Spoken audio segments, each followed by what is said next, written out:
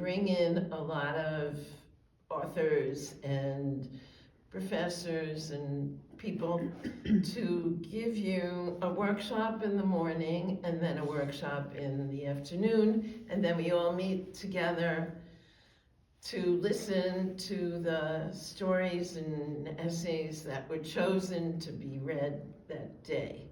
So, someone named Paula Danziger, who was a children's author, unfortunately, she passed away. But Paula was, I would say, one of the wildest authors I've ever known. She wore purple purple sneakers and crazy colored clothes, and she knew so much about writing. So I wanted to be in her workshop. She wrote the girl who ate, the cat who ate my jumpsuit, if you're old enough to know that book, and a few other, the Amber Brown series, and a few other books. And so she was having a workshop, and I wanted to be in it. And to get into that workshop, you had to write 3 pages of a story. So I knew someone who was having difficulties. She didn't feel good about her body, and also she also had the beginnings of bulimia. She wasn't a true bulimic at that time, but she had the beginnings of it. And so what I did was I divided this person into 2 characters. One is Carolyn Samuels, the girl who didn't feel good about her body, and the other was Jennifer Taylor, who was, to me, a perfect person. She was had it all. She wanted to be a gymnast. She was going for the Olympics. She had a boyfriend. She was only a freshman in high school. She'd already had a boyfriend for 2 years. And of course, he was the quarterback on the football team. And it was just one of those people. She seemed perfect. And so I combined these, in this story is Carolyn gets up on the first day of, whatever. We'll talk about it later, but that was why I did it. You had to get into the class. To get into the class. You had to have those 3 pages. Wow. Okay. Do you want me to go on? What did you learn in the class? Oh. I mean, was it worth all this to get into the class? Oh, it was so worth it. Paula gave us the tools, all of the tools for writing. How to make your characters, how to develop your characters, how to use your characters to develop your plot, what plot was, and how you could do, whichever plots you want. She also taught us about publishing and where to go. She taught us about everything you could possibly want. And we had a great time. And when I brought those 3 pages into her class, oh my God. When it came time, they have these individuals. So when my individual came, she took out she had a red pen, and she went, cut, cut, cut. Oh, yeah. All over the pages, all over. Oh, good. And I said to her, is there anything that you like? And what came out was, she said, yes, I like the beginning.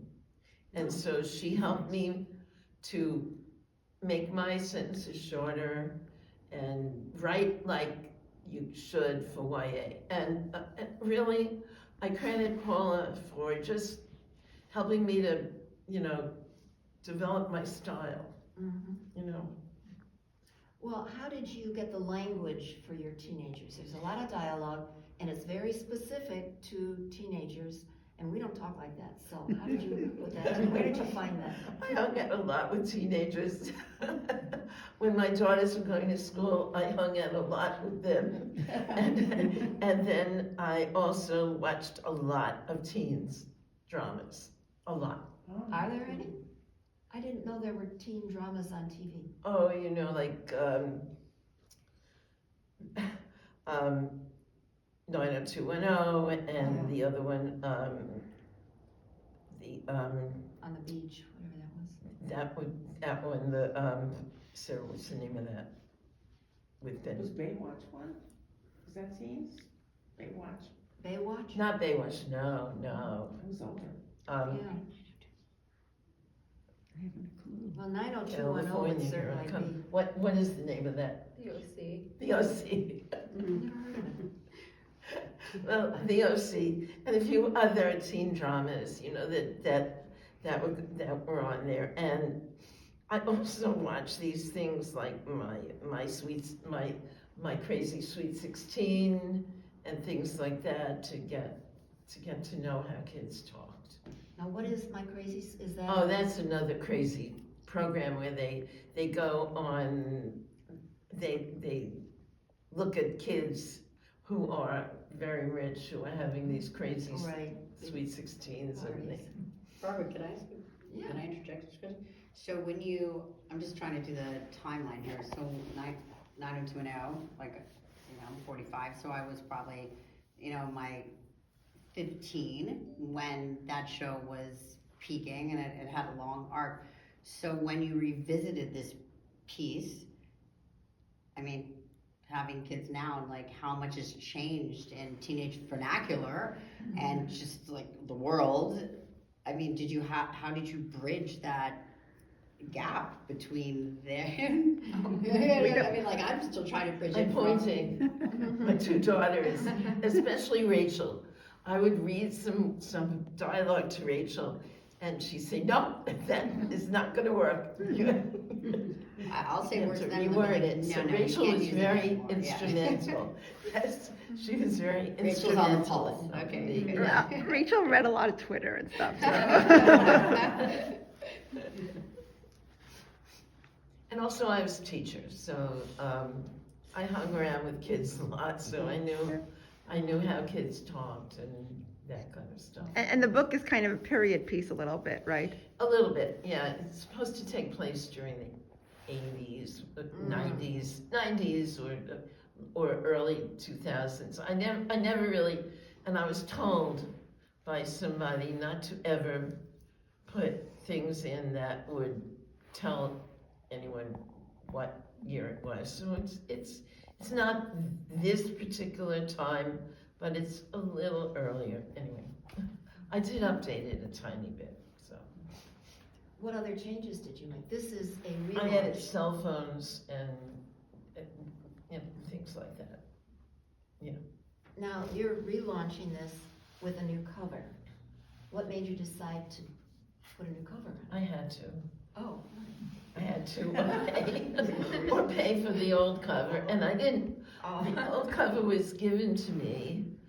I didn't have much choice in it, and I didn't really like it. It wasn't my kind. It was very sad looking, and I didn't want a sad looking book.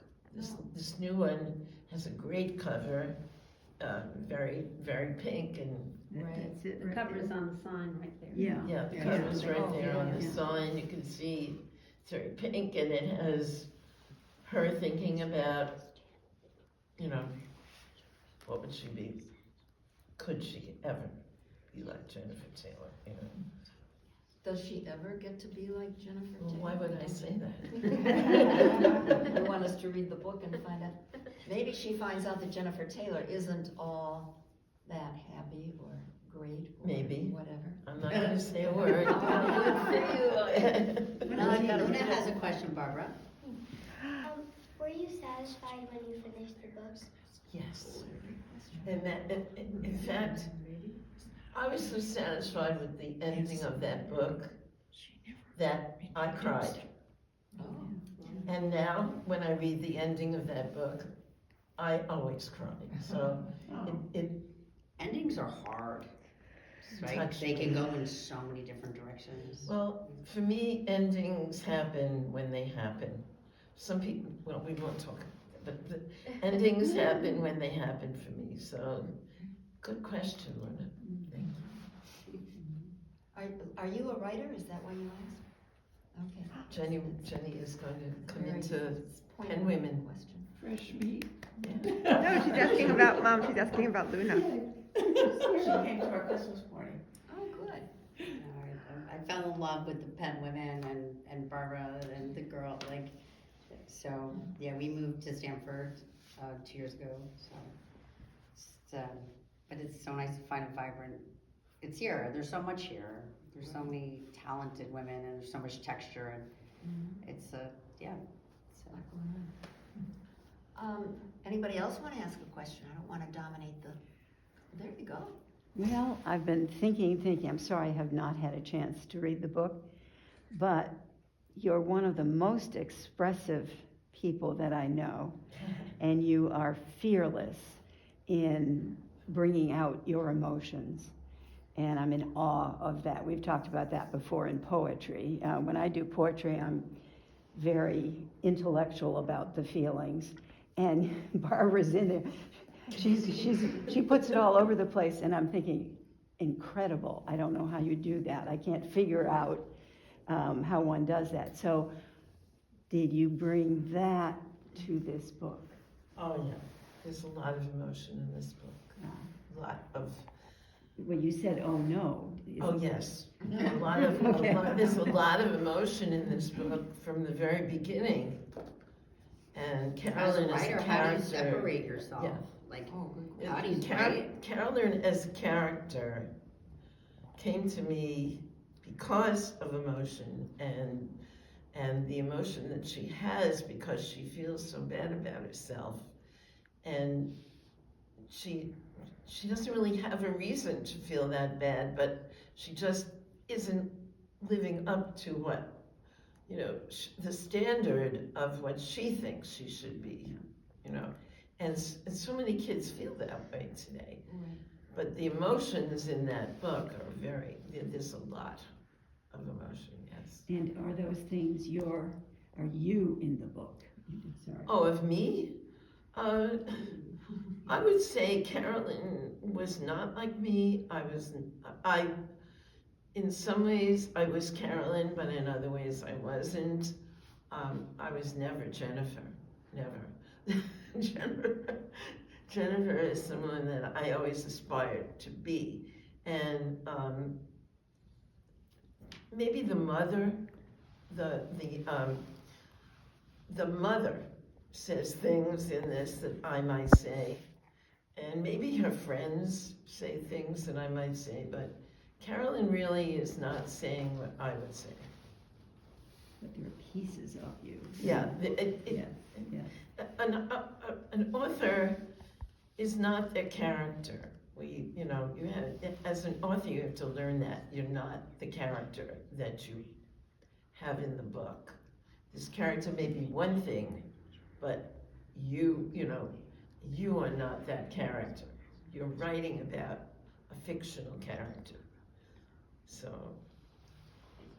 yeah. Why did you choose gymnast as a profession or a sport? At that time, we were looking at a lot of Olympic gymnastic things on TV, and I thought about the life that some of these girls might have and what they had to do to get there, and so I just decided to use that.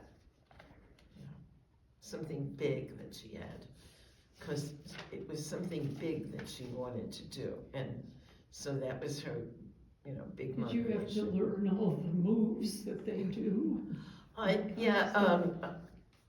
had to find out more about it, especially for my second book, which goes into it more deeply, and then my third book, which definitely moves further into it. So, May I ask then, is this a reprint of not reprint, but a reissue of the first in a series of? first for a series, yes. And it says right there, it's the Mill Valley High series.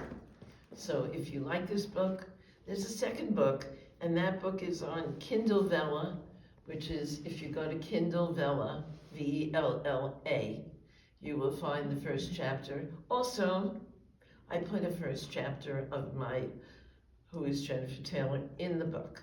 So you get, Makes sense. That's a thing now, right? That Yeah. they add the Yeah. teaser at the end. right, Mm, right. Good idea. Another question, so what category does this book fall into? Young adult. Which I would call it young adult romance, because there is romance in it. Bildungsroman or no? Like, is there like is it Bildungsroman? Like, is there a journey Oh, yes. and an arc and Oh, like? yes. Oh, yes. Carolyn starts out one way and moves. Jennifer's got issues and she also changes, so a lot of people change in this book. So are there two protagonists or just one? There's one main character, but Jennifer is a very strong secondary character. She's like the other, like the Yes, shadow character, like the right, alter she's- ego, the she- mirror, right? Carolyn and Jennifer were never friends. Jennifer was bullying Carolyn, so It'd be interesting to see that interplay through your series, how they. they do. It's very interesting how they That's change cool. in their dynamics of friendship. Maybe there's backstory that comes in like later on, like. Oh, there yeah, is. yeah. There is a So much fun lot with in that. there that goes on in the second one with Jennifer and her family, and then the third one where I actually wrote in first person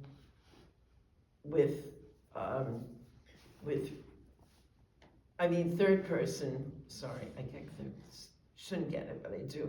I get it confused. Third person with first person's perspective. In other words, I have all of the girls' stories. They're in the book. If I Could Be Like Jennifer Taylor, there is Carolyn, Jennifer, her friends Becky and Janie, and then Jennifer's friend Maura, who you meet later on in the book. So all these girls' stories are told in a very much more detailed way in the third book. That's very cool, Deborah. You hear each of their voices emerge. and- Yes, yeah, that's yes, neat. yes. Barbara, when you put a chapter in from the first book and the second book, which chapter do you choose? I chose the first, The first chapter, yeah, not the last chapter. no, Okay. no, just why would you curious. choose the last one?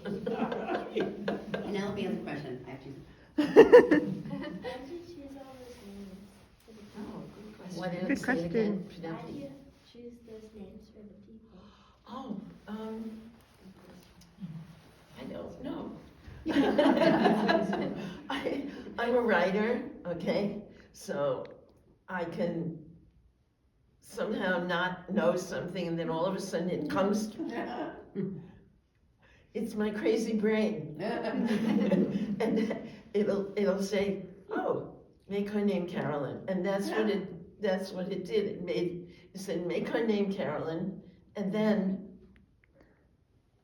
it said, make her name Jennifer. I just felt she looked and acted like a Jennifer. You know, just, yes. Did the idea of this book come out of creativity, or did you have an idea? Very good. It came out of creativity. I did not have an idea. I was sitting there the night before I had to bring this in, and I said, what can I write? And out it came. Wow. And that's, how I write my poetry too. So a lot of people are not like this. They can't just sit down and write, but that's what I can do. You tell me you want me to write something, I can sit down and write it. Like right now, if you said, write something, I could write it. Yeah. Linda? I was just wondering, there's some boys in your story. How did you get in the boys' heads? The boys, that was difficult, but also the TV shows were good, and movies, and they helped a lot. Oh, yeah. One more? So I assume that must be true that your girls were younger when you got into writing for the youth. Are you now thinking about those young people as adults, or another group doing an adult novel in the same way with situations? Oh, I tried doing a romance from a boy's point of view, and I brought it to a workshop. It was a beautiful place in Santa Clara on the beach, and they did not like it. There was an agent and an editor there, and they did not like it. Well, Barbara, as the mother of 3 sons, I can't even imagine a romance novel, yet from a younger boy. But to take that forward, though, to Yeah, it was adults. it was a young adult.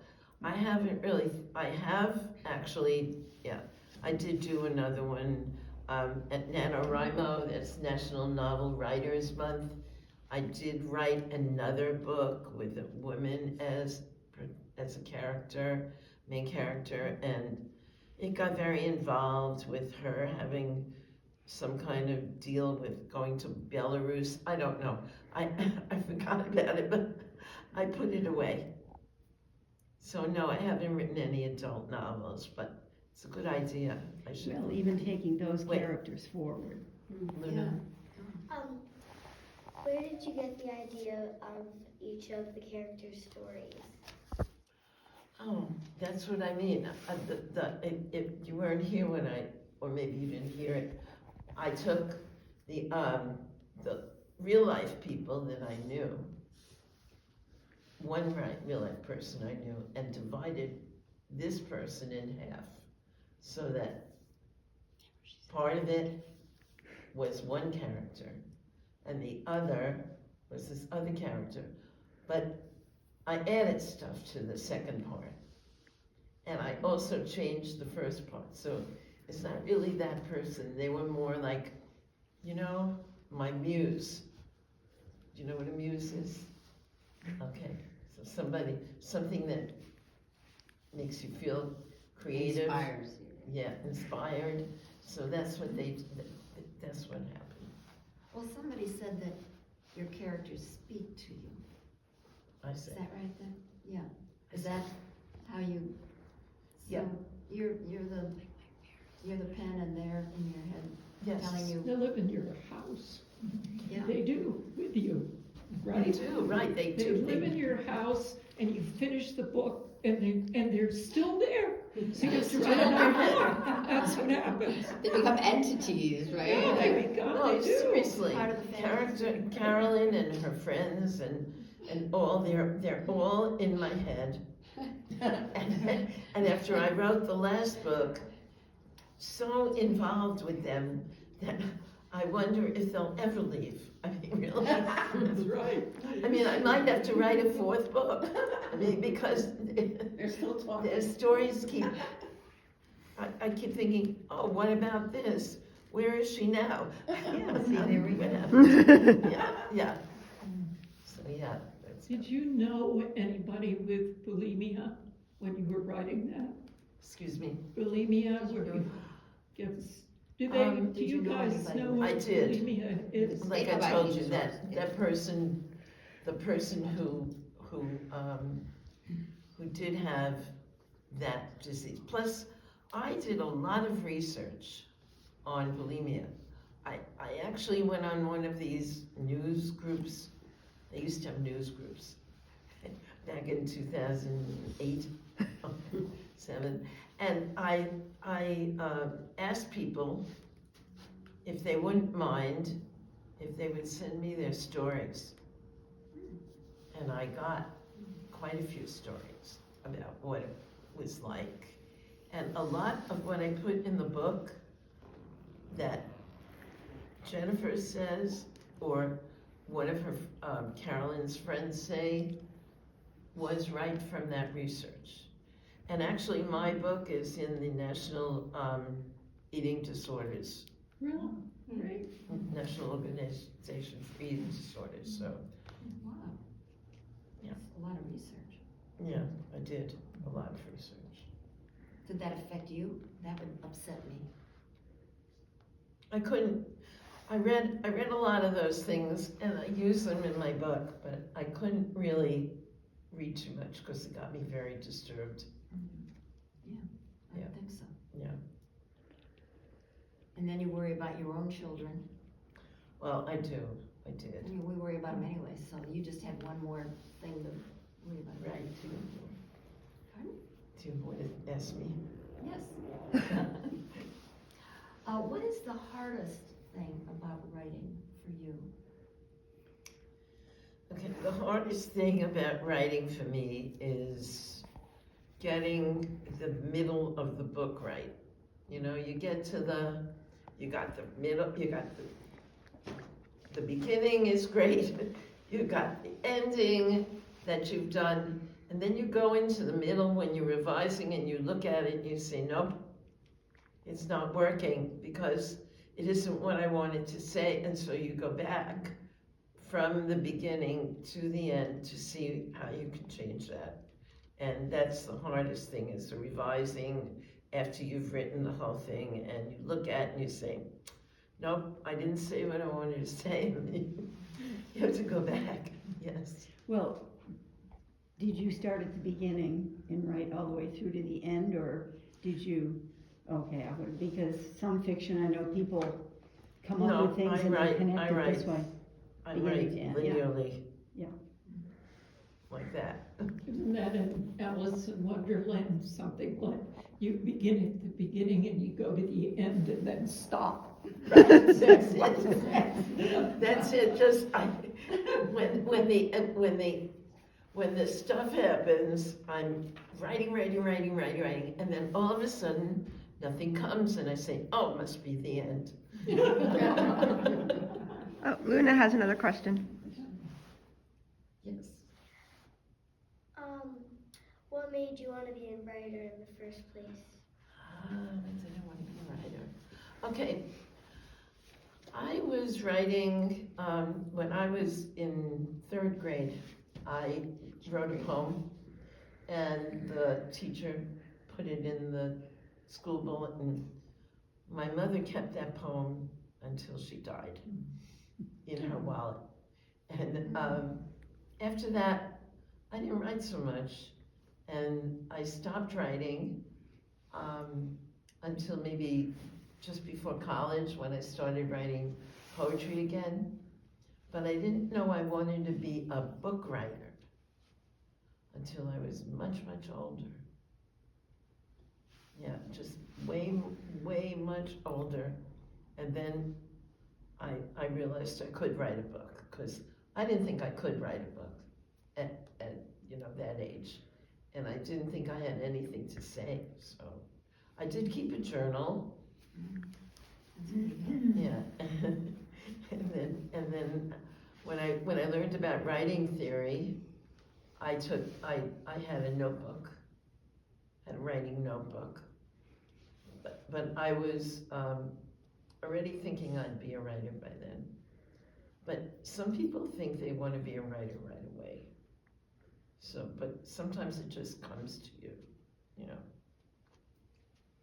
How long did it take you to write the book from beginning to Oh, end? God. How many drafts did you do? So many drafts. I wrote this book starting in 2002, Oh, wow. and it didn't get published until 2011.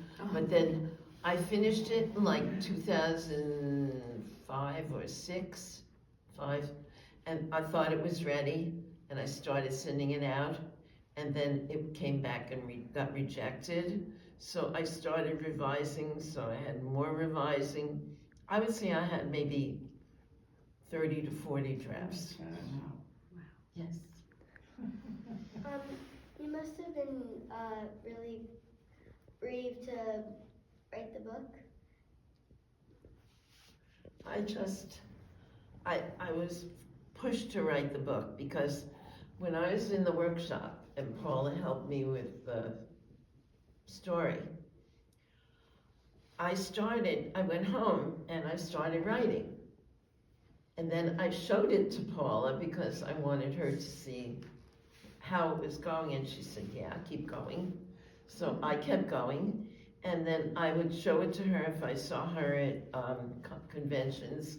I'd show her a little more, and she said, keep going. So I was pushed to continue to write because I had, confidence that it was going in the direction it should. You pushed yourself.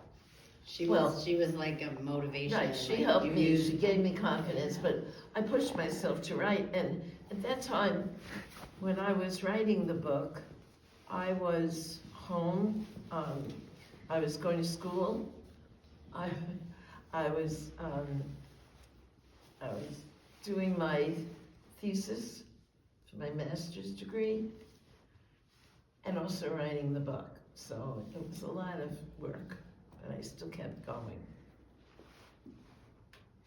So you were driven, really, to write the book.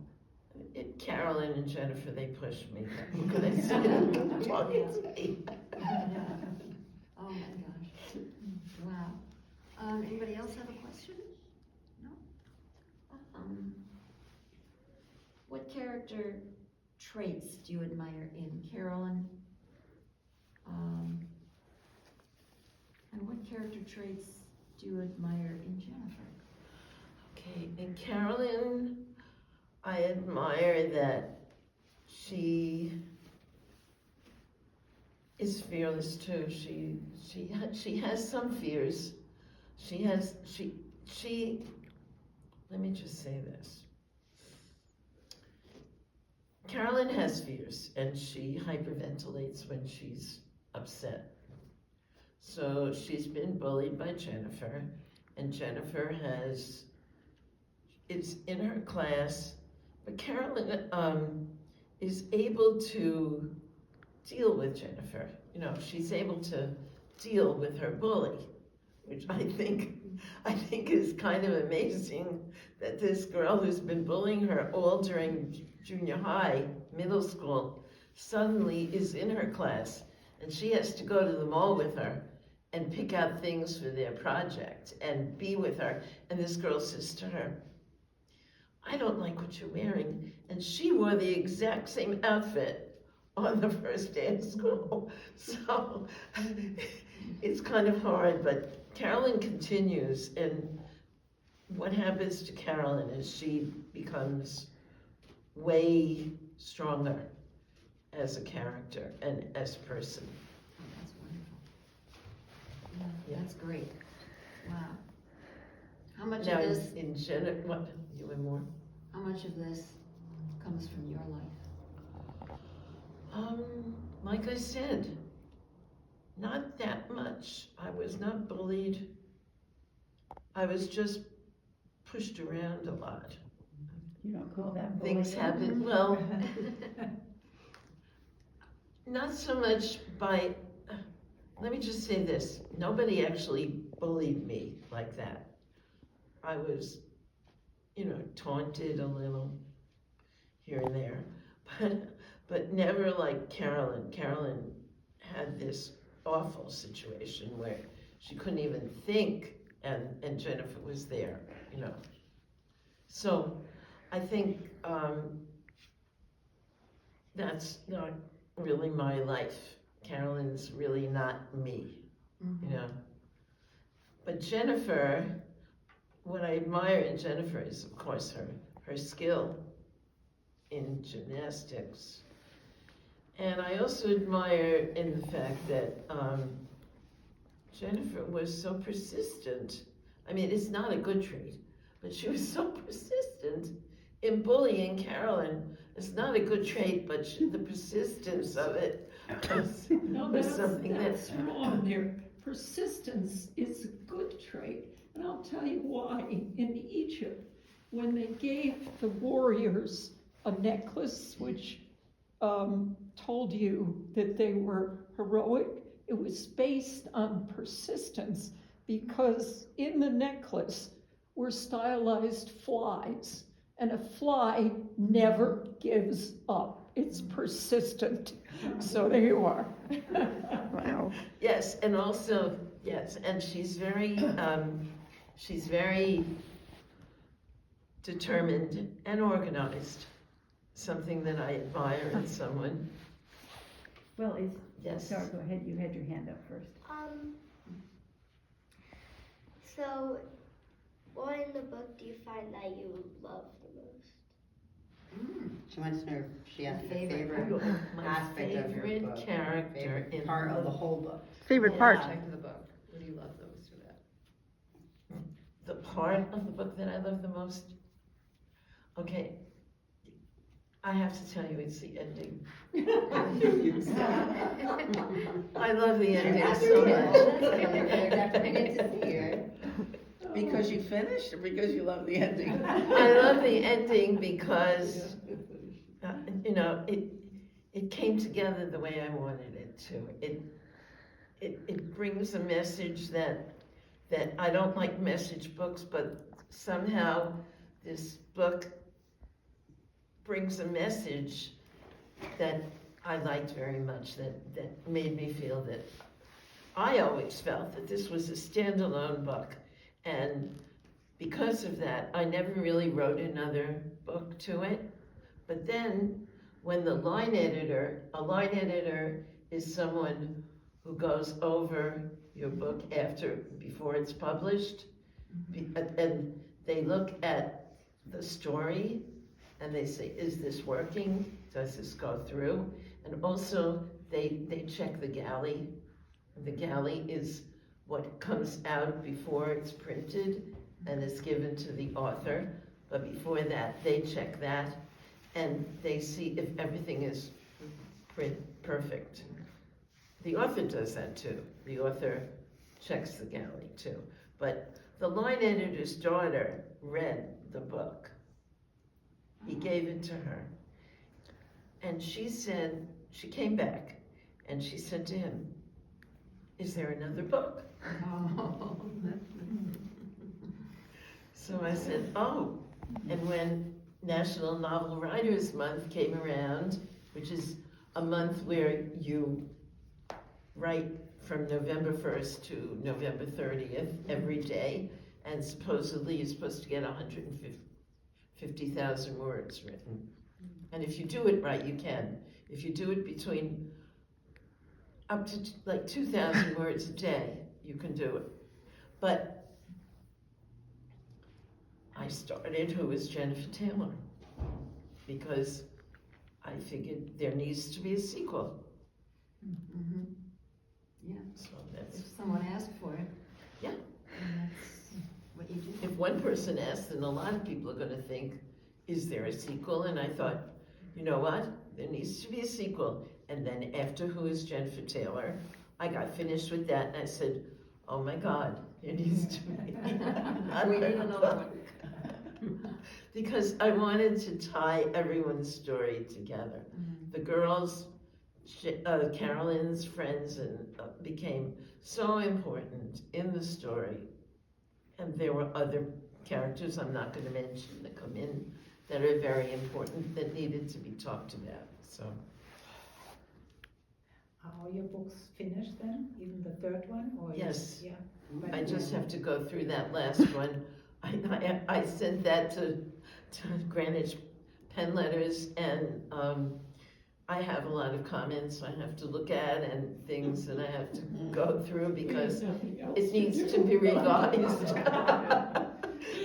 It's not ready for publication. Okay, how about the second one? Is that, That one's done. That one's really done. It's been revised, it's ready. but it hasn't been published? It hasn't been published, no. I actually sent it to the publisher, who is the reason why I had to republish this book. She went out of business. And so you couldn't get the cover again? Exactly. Yeah. I would have had to pay for the cover. But she sent me the book. And so I had already sent her Who is Jennifer Taylor, but she was out of business. She didn't tell me that. So, Minor details. yeah, no, it's so. She so sent you the book rights. is all ready to be published. I just, So how did you find this publisher? oh, very interesting. Back in 2004, 5, I was with this group, Muse Kids, which it was online, and we were a critique group, and we just looked at our stories and whatever. And so this woman, Lisa's her name is, she said she was starting a publishing company, and that she was going to have online submissions. So this was very cool. We had like a waiting room where you went in online. So imagine like if you're going to a show online and they have these waiting rooms, and you go into the waiting room, you're waiting there, and you're going to pitch your story to the publisher and editors of this publishing house who you've never seen. Right. Never met, never seen, but you're going to do that and you have to pitch it. So I did that, and afterward I got this email saying, "We love it! Oh, wonderful. We Wow. love it, we want to publish it." So, so I was thrilled and went with them, and even though she was in Canada and Quebec, I did that, and then when the paperback came out, I went to Canada, and they have a department store called Zell's there, and I went there, and we had a huge book signing with all the people whose books had been published in paperback, because she was an ebook publisher and went into the paperback business, and very cool. Wow, that's quite a story. So you relaunched this same book but with a new cover, Right. and who did that? Did you find another publisher? KDP, that's Oh, Kindle Direct Publishing. Right. Because I tried a couple of places, but they don't want to republish a published book. Many places will not republish a published book these days. I mean, I know they used to, but they don't anymore. So, yeah, Rachel knows a lot about the book business. She was in the book business, so they don't do that. So I figured I'll just have to pay. So I figured it wouldn't be too expensive. It wasn't that expensive. They gave me a deal. They gave me a free cover. So I thought, free cover, that's great. So I went in and with them, and I had about 4 or 5 different project directors. Wow. So they, Really? From Kindle? yeah, and the last one was good because he helped me. But mostly my problem was the cover. Getting this cover ready, it was just so hard. I had so many different ideas, and we finally got down to this one. And I had the help of this very sweet girl that I work with. She's now in York University up there in Canada, but she's Indian, and I was mentoring her, and she looked at my covers, and she gave me a younger person's idea of what was, good. So What was going to sell? yeah. Yeah. And what was it about this cover that made you? Well, I always wanted it pink. Yeah. But the thing that I wanted, I was going to have a bed, I was going to have a closet, I was going to have her book bag, from the first scene, which I'd like to read to you. But but the thing was, it didn't look right. It looked too cluttered. Yeah. So then I decided, well, I'd just have her sitting on the bed with the thought bubble, but the thought bubble wasn't big enough. And then I thought, I'll just have her sitting with the thought bubble, and it'll be really big, and it'll have the title. I thought that would be good, and that's what we did. But it was so long to get that idea. Oh my God. But So- mechanically, it wasn't too hard to execute. Oh, thank you, once yes. Decided, They executed it oh, good. for me, and, they used their cover artists. And we decided on cartoon characters, because we thought that would be better than real, Right, you know, yeah. Yeah. More lighthearted, yeah, so. 'cause this is And an entertainment book. It's And not- that's supposed to be Carolyn with the hair, you know. I'd like to read, should I read? Oh, that would be great. Sarah?